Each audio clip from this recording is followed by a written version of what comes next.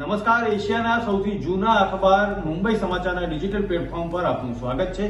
હું છું જીગર પંડ્યા। નજર કરીશું મુખ્ય સમાચાર। બાંગ્લાદેશમાં હાલમાં ચાલી રહેલા વિરોધ પ્રદર્શનોએ દેશને ગંભીર રાજકીય અસ્થિરતામાં ધકેલી દીધો છે। પીએમ શેખ હસીનાએ પોતાનો દેશ છોડી દીધો છે। દેશમાં હવે સેનાનું શાસન સ્થાપિત થઈ ચૂક્યું છે।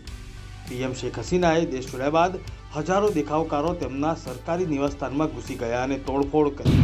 કેરળના પુથુમાલામાં વાયનાડ ભૂસ્ખલનમાં જીવ ગુમાવનાર અજાણ્યા લોકોના મૃતદેહની સામૂહિક દફન વિધિ જિલ્લા વહીવટીતંત્ર દ્વારા કરવામાં આવી। વાંસદાનો આંકડા ધોધ જોવા ગયેલા 1200 સહેલાણીઓનું કરાયું રેસ્ક્યુ। પોલીસ ટીમ બનાવીને 4 કલાકની ભારે જહેમત બાદ 2 વર્ષીય બાળક, સિનિયર સિટીઝન સહિત અનેક લોકોને બચાવ્યા। 100 ગાડી અને 120 ટુ વ્હીલરને પણ સુરક્ષિત રીતે બહાર કાઢવામાં આવ્યા। નવસારીમાં સતત 2 દિવસથી વરસી રહ્યો છે મુશળધાર વરસાદ।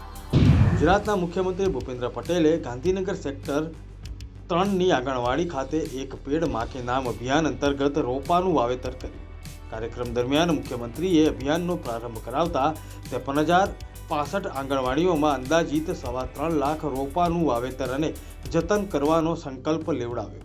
ડાંગ જિલ્લાના 4 તાલુકાઓ આહવા, વઘઈ, સુબીર અને સાબુતારામાં ભારે વરસાદ નોંધાયો છે। અંબિકા, પૂર્ણા, ખાપરી અને કીરા નદીઓ 2 કાંઠે વહેતી જોવા મળી રહી છે। ડાંગ જિલ્લાના 311 ગામોમાં ભારે વરસાદ પડતા લોકોને હાલાકીનો સામનો કરવો પડ્યો છે। સુપ્રીમ કોર્ટે આપની આગેવાનીવાળી દિલ્હી સરકારની અરજી પર પોતાનો ચુકાદો આપ્યો।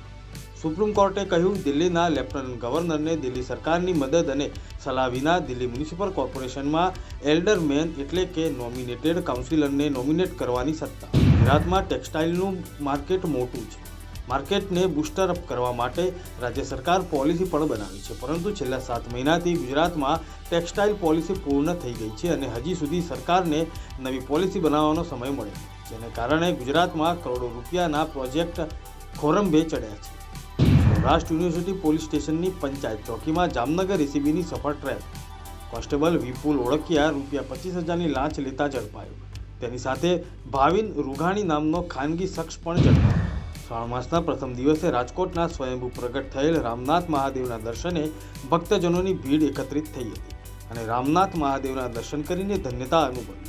શ્રાવણ મહિનાનો મહિમા જ દાદાનો જ છે। આના થકી જગત ઉત્પન્ન થયું, આના થકી મૃત્યુ થાય, મોક્ષ આનાથી જ થાય। રામનાથ મહાદેવ વિશે શું? રામનાથ દાદાનો મહિમા એ છે કે 1610ના સાયકામાં દાદા પ્રગટ થયા છે સ્વયંભૂ। એ અમારા પૂર્વજો જે રમણગીરી બાપુ જે કચ્છની અંદર કોટેશ્વરની સ્થાપના કરી, એનો અમે 10મી 17મી પેઢી અમે મળશે। મહાદેવ વિશે જ કહું છું, એ જ વિશે કહું છું। આ દાદાનું પ્રાગટ્ય કેવું છે? રાજકોટનું અસ્તિત્વ સાંભળો, રાજકોટનું અસ્તિત્વ છે 1610ના સાયકામાં। તેથી આ રાજકોટનો જન્મ એ નહોતો। દાદા 250-300 વર્ષ તો અપૂજ રહ્યા છે। રાજકોટના વોર્ડ નંબર 12માં મેયર તમારે દ્વાર લોક દરબારમાં બોલાચાલીના સમાચાર મળી રહ્યા છે। પદાધિકારી અને નાગરિકો વચ્ચે બોલાચાલી થઈ હતી। કોંગ્રેસ દ્વારા વાતાવરણ ઉગ્ર બનાવવામાં આવ્યું હોવાનો આક્ષેપ ભાજપ દ્વારા કરવામાં આવ્યો। આ હતા અત્યાર સુધીના મુખ્ય સમાચાર। જોતા રહો મુંબઈ સમાચારનું ડિજિટલ પ્લેટફોર્મ। નમસ્કાર।